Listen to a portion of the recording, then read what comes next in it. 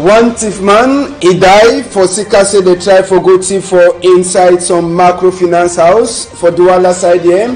We be talk that chapter for corner side for some time. This afternoon we go turn back for that image as so the thing happen for inside Douala here. We go take una to turn back for labor office or talk say that work people them for former work people them for shipyard industry where they call them say chantier naval. They don't also turn back again for go turn up say money it must to enter for their quam. Today they carrying a picking them to receive the enter for we ESA tomorrow. They go start that palaver now with their woman them for that size for inside labor office. Now so too we go take una we talk this palaver explosion way pass for place where they call them say Ahala barrier. Now for side where they call them say in Yaoundé 3 where the one it happen. Waiting it pass for that side, we go turn back for talk for now for this side. So even Tori where newspaper them talk, we go bring them. Big part talk for this afternoon.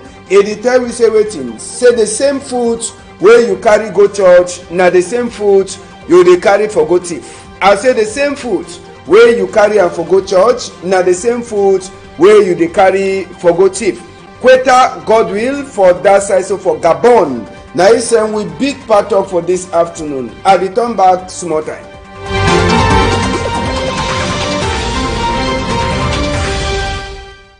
Good afternoon, Papa. Good afternoon, Mommy, and even other people them, uncle and auntie them. Small brother and big brother, the way they look tele just now. We glad plenty for meet up una for this side, so for Equinox Story House. We don't turn again. We don't turn back with Itori for 1 o'clock. We go start now with Itori for inside we own quarter sesep. For morning time, I be talk palava thief where it happen for Douala here. For this chapter for thief people them, we go start now for chapter 1. We take on a go for that microfinance house. It means in a place where they look out money, where the people themselves help, they feel can keep money, so when they feel can come out their money, if they want use them, we go take on a go first on that side for talk this palaver. Now the microfinance house out, country people where it they so, thief people they enter, chakara their window them, now low bazaar for window, where they chakara before they jump come up for outside, as well thief people enter for inside that microfinance house. This weekend where it pass, now for thief. Now for daytime where all these arrangements will happen, now so too cashier themselves where they be the work for day. Can't see their face as well they surprise or they cannot see where a pass for inside the microfinance. Police people they come late, waiting people them they don't already come out. So they only can ask Natori how the thing they how it no happen. Okada people themselves call the people them. Now the Okada people them they lost last turn start for follow the thief man as well they so they be don't already thief for inside day. So I be say one person they way it they so they thief in 100,000 where it just come up for take with it tingling for a system. Mami says they for inside that same palava way it be the wait it own time for reach before he take money but last he too he not take money. That's if people they can't carry mommy eating to come out and for hand. So now the thing that will happen for that microfinance house, now for inside acquire from Ngodi, now for the way this arrangement so we pass inside this weekend. As we are talk for now con the people them, this story no end for them. One of the thief man a fall inside trap for Okada people them. Yes. Now so them that where they be follow that thief man. I say they follow that thief man so they meet up for that side for Ferush Besenge. Even as well police with the one come, they be don't already finicky the thief man. Yes, they be don't already finicky the thief man. Now they gone then that way thief man he be the use them for work where they be go operate. Now one of the thief man they catch him. So police only come for can carry na the die body. For the thief man for carry and go for mortuary. Just now we hear say number 2 person will be thief they be cash it too, but 3 other one the day where they turn run for inside the arrangement. So before police people they want come where even quarter people them Okada people there they be follow the thief man for back they be don't already finish knock the thief man so they don't die. Now so to traffic. E be turn be for road for seeker this palava way happen. I be talk for now say inside that microfinance house, some one big mommy be dey. E be come with the grand pikin. E be one take money, but last they come on na tingling for his skin. Run go with them. Mommy tell me what happen for inside that house. I don't enter. Today I want enter. Them holding me. Them go put me for the people with them shipping. He said, Mommy, she don't. And we can't take money. I know we get money for the bookkeeper. I mean, can't for take them. Now only the telephone there. The telephone they take them. Yes, they carry Mommy tingni go with them. Lucky say Mommy say no, we don't even take it small doorway, but one take them for inside that microfinance house. We left chapter for thief. We enter for chapter for mash.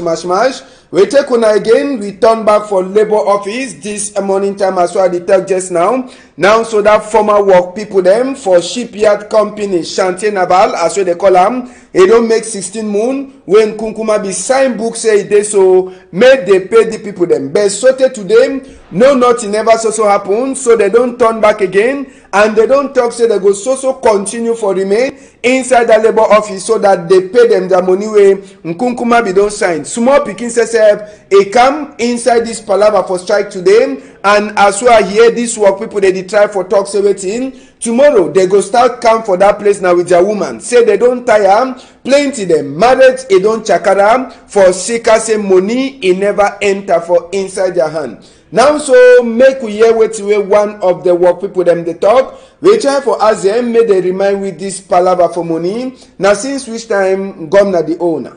Yes, that will money elections they never pay. So from now we dey here some will begin there. If they don't pay or no pay, tomorrow we'll start coming woman. Yes, and as well they did talk now so palaver for their money for enter for their choir. They get strong talk where they descend them from Kunkuma we be don't sign book since say may they pay them their money. Make we hear them. Now so we'll get to be here all day till they pay we. And if they don't pay we before the proclamation of the election results. After the elections, the proclamation of the election results, we will go to presidency. We go see president. So I'm going to pay. And we plead, we beg our president of the republic. So the order we will give them, saying they will pay money. Up to now, they never pay. We beg, Papa will beg you, pay more, send it to the schools. Then bring back our families. Our families will be scattered, so we will be homeless. Papa, president, grandpa. Never execute your order as we pay money. Yes, palaver for money for country, palaver to people that is so cry, say may they pay them their money. We go left palaver money, we take an announce so we talk another two-way pass for inside we country. We go start now with the accident where it pass for overnight. Now for place where they call them say Entre Lycée, now for Villa site where this accident pass, where on that big motor one at the sea and so we turn up, it jam some 70-year-old pa, according to Tori where they tell we, say pa, it be one crossroads, it no be the check, it says fine, pa be the check na different thing for house, or na waiting be the check for head, it no be sabi say be the crossroad, now for this way before motor one whole breaks, motor be already finish jam pass, so the pa die. So na 70-year-old pa, where it die so for that side, so for Entre Lycée, now for side for village, where this arrangement, it pass overnight. Now the motor that with the container, where it jam that pass, so we'll try for see if phase 2 for that side. Yawende, Ahala barrière, now for place where they call them say Etwa, under Yawende 3, Mfundi division, fire we wanna see and so. Now the fire says we come out after we motorway carry gas. E come out for side where they call am say Bingelam. E be the gonna for Betua side. According to Toriwe enter for we here that motorway e carry gas so call the people them. Waiting happen for day. Now say the motor e tire e box. As well the motor tire box. Now so to one time the motor to a tumble side. Gas is start for cash fire. A jolly explode. Inside the arraignment, one person he die, and according to reports, we governor for that side, so for center, where they call him say that's a report behind. Another one, na sans papier, entrance for sans papier. Now for the way they so this fire, it be the make so yes. Entrance for sans papier for side for non-glacé village. They try for tell we say that poor way the cash fire so. People then for that quarter they call her na Song Lulu. Yes, when I call and say Song Lulu, they go understand what they mean. It means say for that pole, more than 100 people they thief light for day. When company where the local can fix them too they can pass, put their own cable them for thief light, they no one pay B. So they talk say company we don't come fix that palava, e no overstay.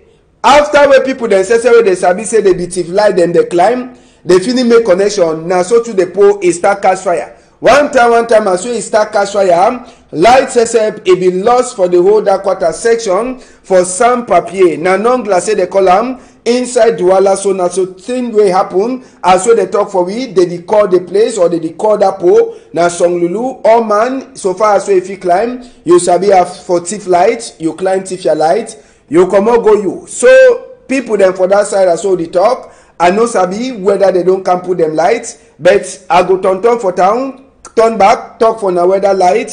It don't turn back for inside that place where they call them say non-glacé. Now for villa site. We go left palava for lights and chakara will see am for even palava fire. We enter now for this our Ngondere them where we sabi say they be the cry, where they be there for Kuwait. They say suffer be the key them, they lock them for some side. Sabi say palava say they no want and say me will meet all them, the chakara them. So last. One of the person in this when I be make that video send and so for us I will plenty people they see na you understand, but if na palava for work that one me and no fit talk as I be so na one come also way trouble be there so they don't turn back. 8 they turn back for inside country this weekend we will talk. So yesterday for night now we 8 they turn back inside country. We go left palava for all the one them for quarter to read them. We enter small for politics. 2 foot eternal for enter for vote. If that people they work their work fine, e no go vex no matter as well the result e dey. But if the talk say if they make pacha that one something fit pass, then e don't talk for people then too for Cameroon say no matter as well the result for vote e go dey, make no man e no make mash. He say he be na ambassador for peace, me and be ambassador for talk. Franklin Difafanwi he be ambassador for peace. So he don't talk say anyhow one be make Cameroon they no come out for roads when results e come out. If Franklin Difafanwi, Prophet Frank ambassador for peace for Cameroon, Maurice Kamto they say they go carry the people then go court. Yes, they want them for G20 as well they call her. Now them be turn for Bankunkuma. Say anyhow one be they go support Nkunkuma. 20 political party them. Wait till make away Maurice come to a party one carry then go for court. Number one thing, they talk say Maurice come to a party one share Cameroon for people then for outside. Big lie. Number 2 thing where they don't talk na say e dey so party for Maurice come to they only check na say you come on for this side, you no come on for this side. Big lie. Inside that tori too wey the people they knock out tori people them e be then a time to for talk as way police people they cash their assistant national treasurer where they call and say Terry Okala where e dey so for Sika say vex say different person vote for a name from Volley they way they be the make vote for Genyu Nkunkuma they carry go put her from Gata. So today they no want no person for Sia. So now some of the thing then that way they so Maurice come to a talk man where they call am say Olivier Bibu Nisak e come up for talk am. But one of the strong thing I say wetin they go sue G20 people there from Gata. For Sika say they talk lie on top Cameroon Renaissance movement. Now one of the strong tori that wey e comot inside that tori wey e dey so Olivier Bibu Nisak e be get out with tori people dem for that side so for Yaoundé. Now the tori then that for this afternoon country people them just now make we enter for wetin wey newspaper then talk this afternoon. For the Star newspaper wey dey for outside this afternoon country people them strong team for inside the Star newspaper they turn back for talk palava for votes wey happen. They talk say after vote for Genyu Nkunkuma pass say now so now war with him up. Yes, war with him up after wey Maurice Kamto he talk say he don't win. Now who they dey for back Maurice Kamto after we talk that talk they tell we say big lawyer Akeremuna dey dem. Now so to they tell we even people them like Abel Zongang he dey for day even barrister or they call na Yondo Black he too he dey dem. And we get other people them where they don't turn up trong for back Maurice Kamto for Sika after we commodities he talk. So for inside the same palava they talk say wetin the same talk a hot CPD and so te wetin happen we get plenty people them like the G20 even other strong people them for inside CPDM, Ngole Elvis, and even so other big name them, Jacques Famen Dongo, they dey for Bagunkunkuma. But Sabi say big man for Elekam, so for chapter for vote, he don't talk say vote, he pass fine, and only continue council, he go talk. So for inside the same palaver, they talk for we say Minister Paul Tasson and even Ma Pauline Nalova Lyongam, they no fear no nothing, they enter for side where they begin for vote, now for this way they all vote their own vote. Now so to the tell we chapter for amnesty or international Transparency International, where then say they come out, they say so now, Ngomnam, he never talk on top that palaver. Other story the day for inside the Star newspaper where Bishop then say they don't come out talk, chapter for votes where you feel for read them, plus other one them for inside the Star newspaper. We enter now so for the Guardian newspaper where they too for outside. Inside the Guardian newspaper, they say United Nations SF, it talk say if you want enter for country where sabi for disrespect human rights, na Cameroon take number 1. But sabi say even as way United Nations talk say Cameroon no dey respect human rights, they also vote Cameroon for inside United Nations Human Rights Council. Now the thing that we Guardian Post they talk for we. Inside the Guardian Post too, they talk for we chapter for Norway Southwest. Every day na war weekend, the weekend be black for that side so where they call them say mention. Say some one man where they work with the Elekam, they kill he, house them and even market, fire him, he enter for day. Chapter for vote for Genyun Kunkuma, United States SF, it they talk say waiting. When they want come out the result, make they come out the result clear, where it means say pacha e no get for day. Cameroon Baptist Convention says na BB cry, it dey for their eye just now, according to the Guardian Post, where they tell we say waiting. Two of their big people then for inside chapter for book, they sleep straight inside 24 hours for that side, so for inside Boya. Now so to the tell we say honorable them for German people them, then say they cry for sicker say waiting since no nothing they never talk on top the chapter for Norwest and Southwest, so plenty people them they die they go for this side. All the story then so plus other one you feel read them for the Guardian Post where it dey for outside. We enter now so for inside the Post newspaper to the try for tell we say weekend will be passed, it no be then I find one for Parney John as so they tell we say Amber Boy they enter for a house kill and so to the tell we say to them they shoot driver. So for inside the same palaver they try for tell we say inside chapter for vote they tell we as waiting come to OC Cabral or then say they don't write complaint send them for Constitutional Council for say make the council results for vote where it happen for number 7 day inside this moon. Then as so to the tell we say palaver say you come out you know respect country commandier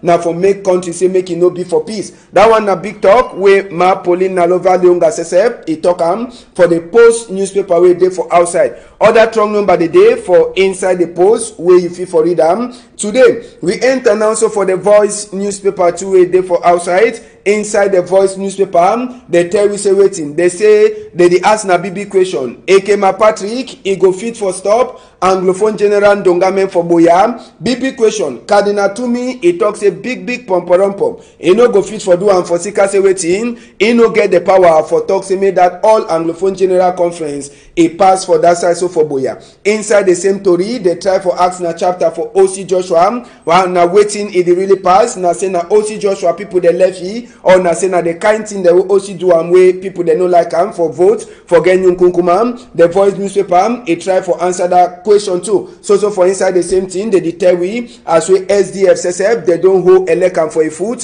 Say waiting for sika say some strong CPD and people them they vote now with their identity cards they will vote for Genyun Kunkuma he pass for that side for Bamenda. Now so to the tell we as we plenty people that don't sleep straight for that side so for Norwest and Southwest as we it is so this chapter for Norwest and Southwest it is also continue for happen. You feel read other to read them for inside the Voice newspaper where they too for outside. Today, Eden newspaper, he get his own story where they talk for him. Waiting there for inside the Eden newspaper. They tell we say that palaver war of fake people then where they can't look vote. They say so now, ngomnam, a mop, it don't lock, they don't turn na mumu, they no want they talk again on top that same palaver. After we all people then for country, they don't cry saying a big pacha where it pass for bring people that way they no even get a right for she don on top the arraignment. Inside the same story for the evening newspaper, you go read other one where they talk say wetin for the first time inside history for Francophonie, some woman for Rwanda now don't take the big chair, and na so too Emmanuel Macron he dey talk congratulate for Kagame when a president for Rwanda. Inside the same story for evening newspaper, you go read them as well. Pope Francis says he don't make some one of the Pope them big saint for that side. So for inside chapter for church. Other story the day for evening newspaper where you fit for read them. We look what way breaking news says he get them for today. Con the people them breaking news he get his own talk for tech for him. Waiting there for inside breaking news way for outside. Then to the enter for talk this chapter for vote for Genyun Kunkuma. Breaking news he try for tell we say now so after we the vote na palava for war talk and other kinds small thing them war for talk where it happen just now after we it dey so vote he pass. Inside the same story, they try for ask a question, waiting it happen with the SDF as well they talk say waiting, you no fit chop your cake or you no fit chop your cake, they check say you go so get them. Inside the same story, you feel read other small one the way concern with country and as we country, Edi Waka. We enter now so for the last one we'll see for outside. Now the Median newspaper where it did to for outside today. Median newspaper it talk to for turn this talk palava for vote for Genyun Kunkuma. They tell we say waiting. Palava for enter for A to D. Kunkuma, Kamto, Cabral, all them just now the dinner for the last road for Sika say small time, constitutional council people them they go talk wait where they get for talk. Chapter for vote 2 now so the Median they tell we say today after we G20 he attack Maurice Kamto party now so to Maurice Kamto he turn back for talk say waiting they go sue them for court. Palava this motorway chakara for that side so for Ahala Bariem now so to the tell we confusion it be enter for Yawende after with this moto a chakara for that side. Palava 2 for votes you feel read them for inside the media newspaper where they for outside where they tell we say waiting people the way they support SDF party for outside just now they talk say waiting make OC he resign make he go take by force pension after vote we pass for this vote for Genyun Kunkuma. Now so to the tell we life it don't turn back for that side so for Kumba after we amber people themselves they make Kumba people them they fear. You feel it other to read them for the media newspaper way it day for outside today. Now the one then that way newspaper then talk we get case them for people then too they don't lose. We go start with this speaking where they call him say Idrisu. This speaking he gets 11 years and they talk say Pikin na mumu. It means say no the talk. Pikin the Shidon for Ngodi Bakoko for before chief a house and they talk say this Pikin it disappear for number 7 day for inside this moon around that kind of 9 o'clock for morning time. So they beg family they beg any person where he see this photo then he sabi that Pikin he don't see him for any side make he call the tingy number they call the person at Dr. Akam 699 646 241 67 592 763 or he bring them for 646 241 670 592 763 ou se rapprocher de la gendarmerie de Bakoko ou encore à la chefferie de Ngodi Bakoko. We get another case too for person we don't lost. We will show at this morning time. This one in name they call him na Tuku Queen. I hope say photo don't come yes. Now they picking in that Tuku Queen. Now they name that and they talk say this picking he don't lost since for Saturday number 13 day for inside this moon around that kind of 9 o'clock. According to which way ma Emilia Tabi Zone he send him for we. He talk for we say time with this picking he come up for house for a side for go for his own side no person no service today. The Pekin it be wear some clothes, some clothes in a wrapper. It get red color and a skirt. It be then a blue. So this Pekin they say it gets 17 years and it talk fine for Queen Elisa country top and they talk say the Pekin says it they fine according to which way they talk for we and they talk say it the Shidon no place where the Shidon in over far from total Bonateki. So ma Emilia it beg any person way it don't see this this a pikin, this a niece, say make a call the Trinity number them 677-628-724, 678-849-99 or a bring them for Equinox Story House. Madame Emilia Tabi Dionem annonce la disparition de sa nièce, la nommée Tuku Queen, depuis le samedi 13 octobre 2018 aux environs de 9h. Elle est partie de la maison pour une destination inconnue. Elle était vêtue d'une haut-pain rouge et d'une jupe bleu nuit. Elle est âgée de 17 ans. Madame Emilia prie toute personne qui retrouvait sa nièce de bien vouloir la contacter au numéro suivant 677-628-724 ou 678-849-990 ou de la conduire à Equinox contre une très forte récompense. Now the story then that for this afternoon country people them we thank una plenty sabi say we dey we go so tonton tori we enter we na go see am for some time. Once a big thank you for Zephyrin Gondi e be there for one side na e be the push sound and make am una see for outside them. Malise sef e be the make am you look me for Facebook and after you fit look into for YouTube. And Amos Fungo na be there for back machine where be the put all image this afternoon. For people there for outside country 12:30 when I fit also look am or una too na fit join we for inside YouTube for see as we country they happen. If you don't have table chop fine una hold am tight for outside.